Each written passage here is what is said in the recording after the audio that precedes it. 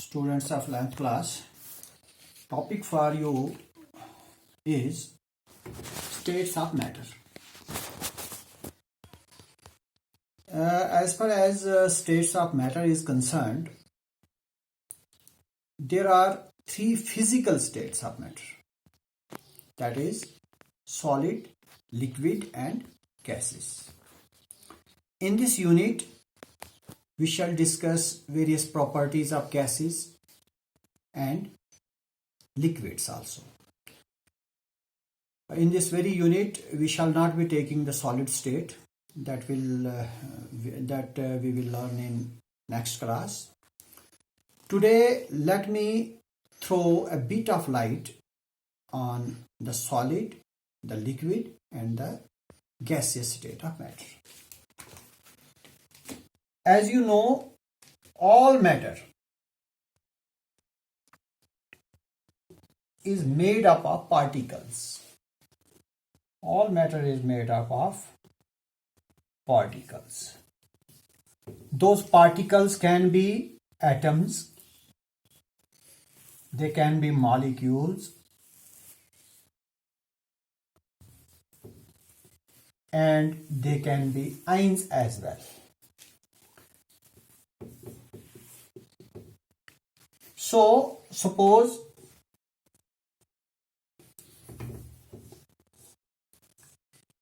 here I have a solid, this is a liquid, and this is a gas.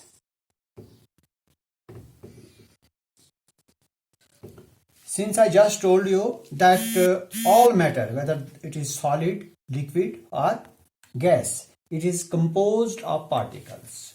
Now, if this is solid, it is made up of particles. These are the particles of this solid matter. These are particles.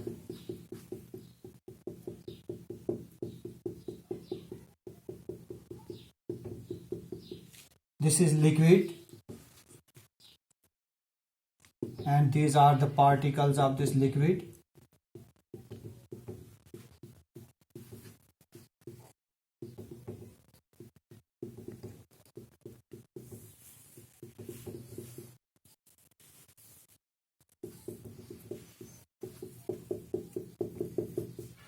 And this is a gas, and these are the particles or the molecules of this gas.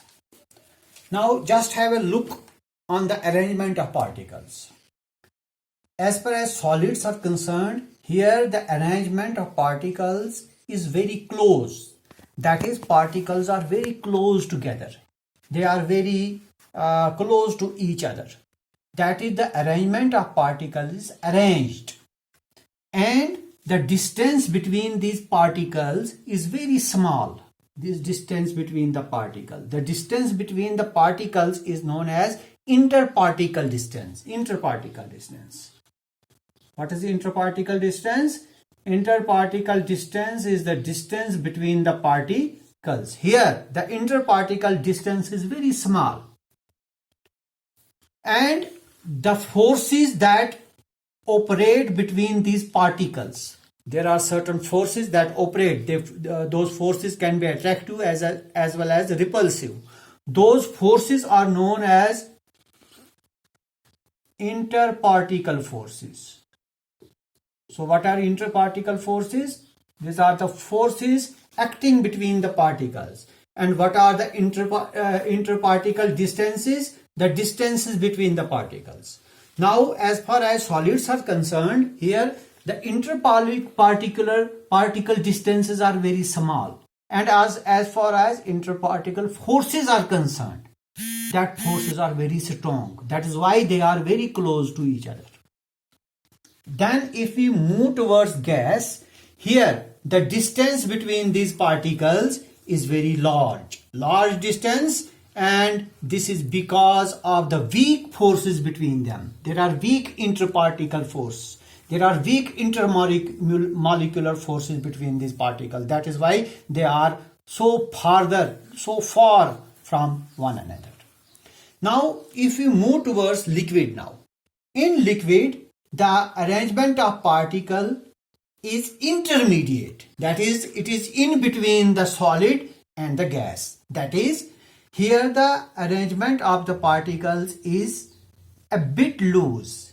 It is looser than that of solids and tighter than the gases.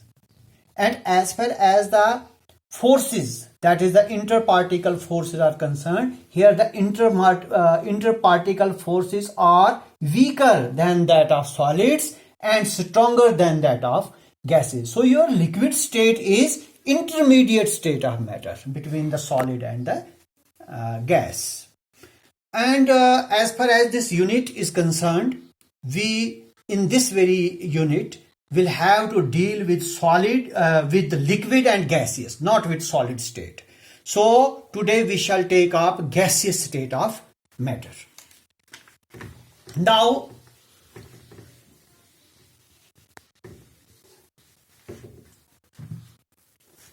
today we shall be taking gases or gaseous state of matter. In periodic table, as you know, there are so many elements. There are about 118 elements in the modern periodic table. Out of those 118 elements, there are 11 elements which are in gaseous form. They are in gaseous form, 11 elements. Those 11 gases are hydrogen, nitrogen, oxygen, fluorine, chlorine, and then noble gases, that is helium, neon, argon, krypton, xenon, and radon. These are 5 gases and these are 6 noble gases, altogether 11 gases. So there are 11 gases, that is the elements that are present in the modern periodic table, 11 of them are in gaseous forms.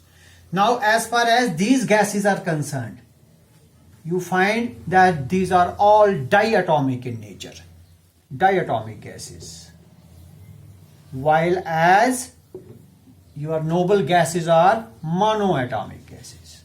That is, they have they have one atom in each molecule, while these gases have 2 atoms in each molecule. That is why diatomic molecules.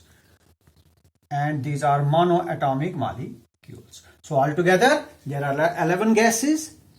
Out of these 11 gases, these are 5 diatomic molecules, and these are the noble gases which are monoatomic in nature. Now moving to general characteristics of gases or general physical properties of gases. Physical characteristics of gases.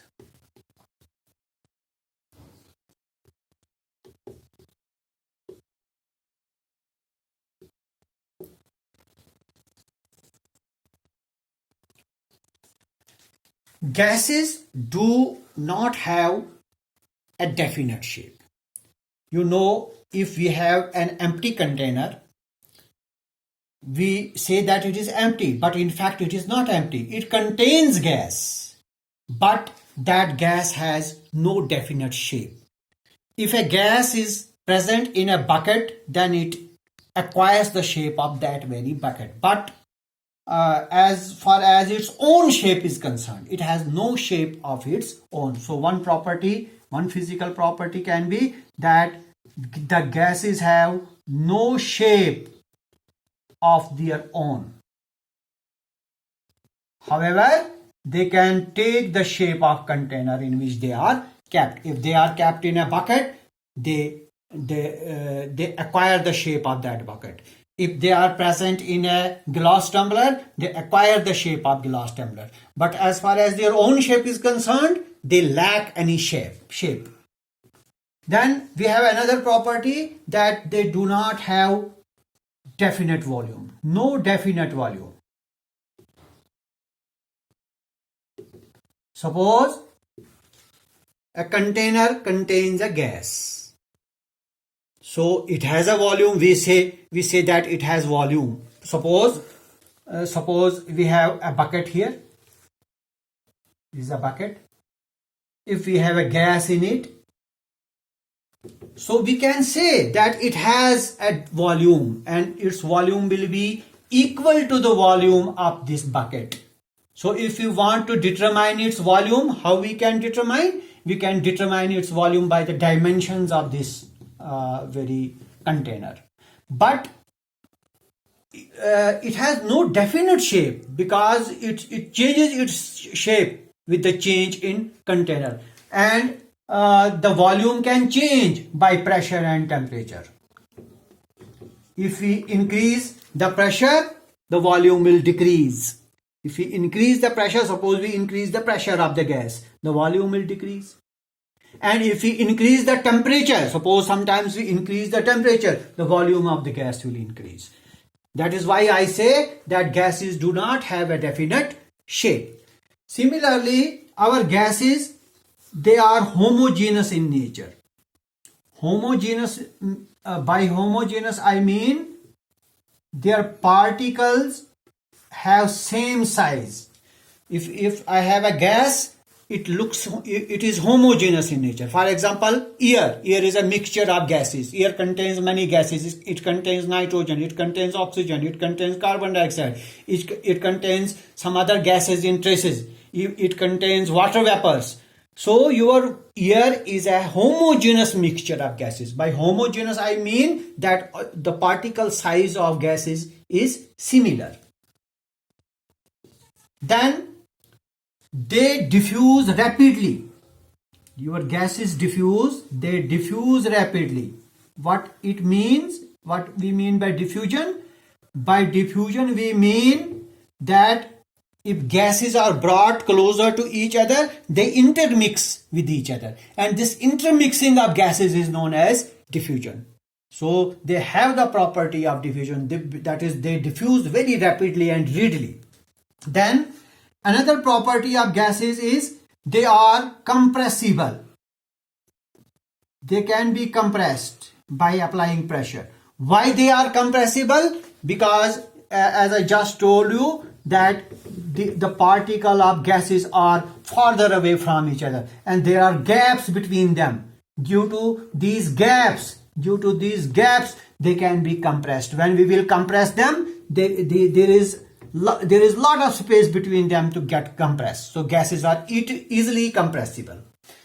And then coming to their pressure, they can, suppose if this is a container, and if it contains gas molecules, these gas molecules exert pressure on the walls of this container, and the magnitude of this pressure, the amount of pressure that they exert on the walls, that is equal. They exert equal pressure on the walls of the container. Exert equal pressure on the walls of container. And then moving to another physical properties, they have low density.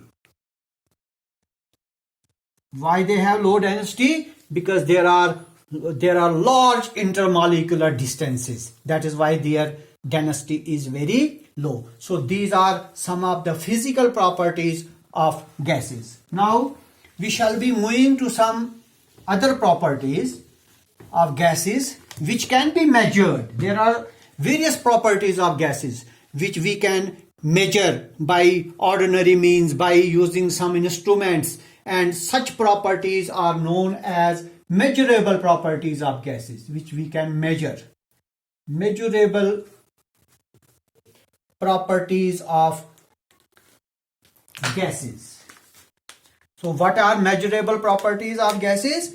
Measurable properties of gases are those properties of gases which we can measure by using some instruments, by using some devices. For example, the first measurable property of gases is mass.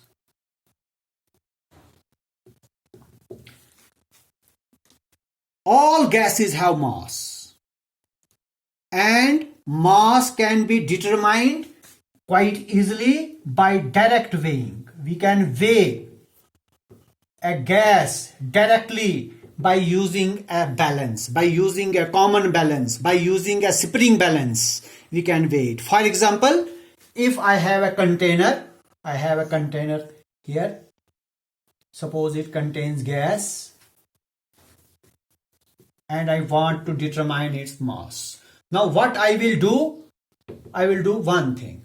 I will weigh this. Suppose its weight is W1. Suppose I weigh it and its weight is W1. So this is actually the weight of the container and the gas. Now what I will do? I will remove this gas from this container by using a vacuum pump, and then I will again weigh this container, and that weight will be W2, weight of container. Now how can I determine the weight of this gas? By subtracting W2 from W1. That will give me the mass of the gas. So mass of the gas is a measurable property that can be measured directly weighing the gas. And the SI unit of mass is kilogram. Kilogram is the SI unit of mass. And 1 kilogram is equal to 1000 grams. So 1000 gram is another unit of mass. However, the SI unit of mass is kilogram, and we can also convert grams into moles. How can we convert grams into moles? What we do, we divide the number of grams by molar mass of that substance. That can give you the number of moles.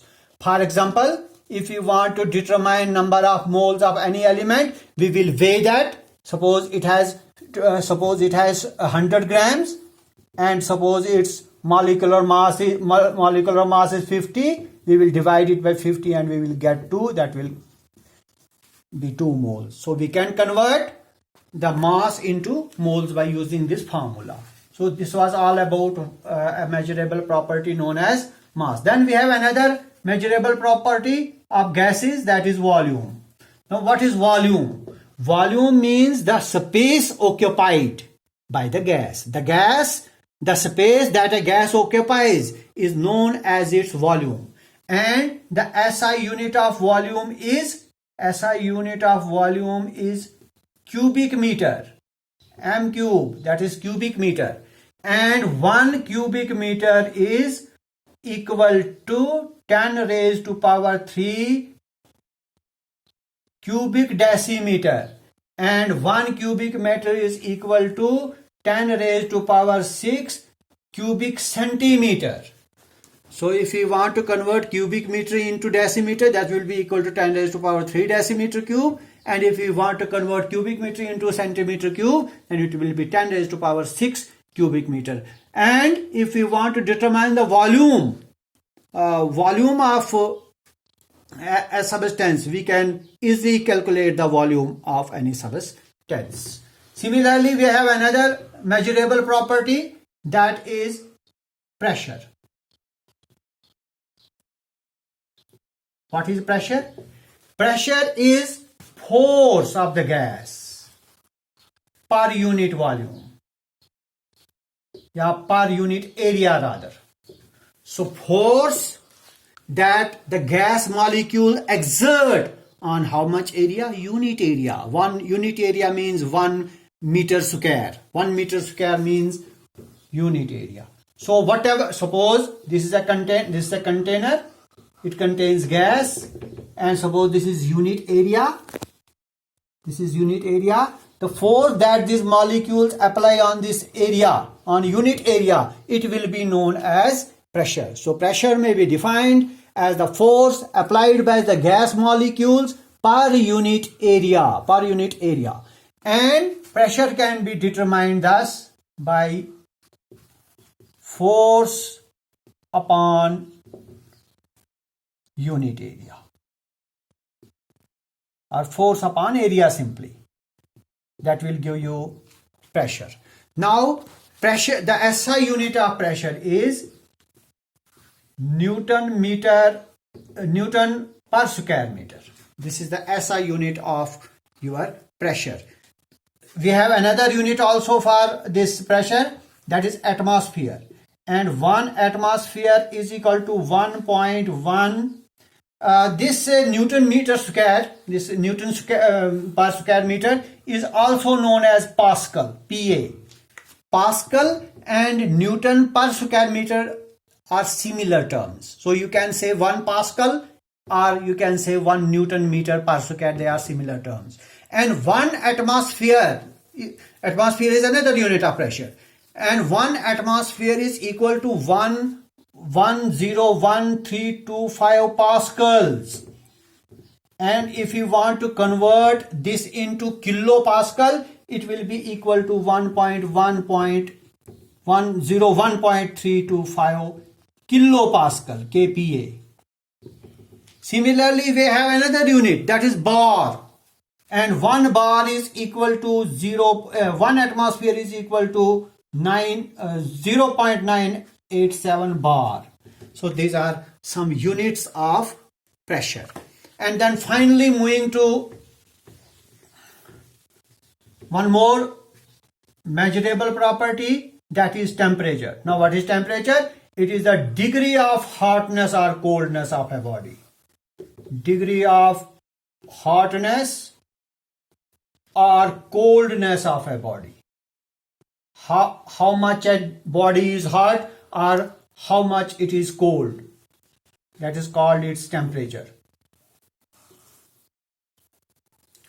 And as far as temperature is concerned, we can calculate temperature, we can measure temperature by using an instrument known as thermometer.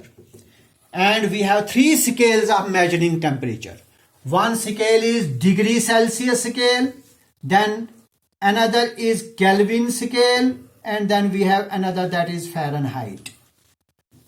There are 3 temperature scales. This is called degree Celsius scale, this is Kelvin scale, and this is Fahrenheit scale. As far as degree Celsius scale is concerned, that is 0 degree Celsius is always equal to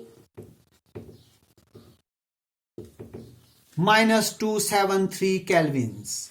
So if we want to convert Kelvin into this, we add number of Celsius to it to get temperature in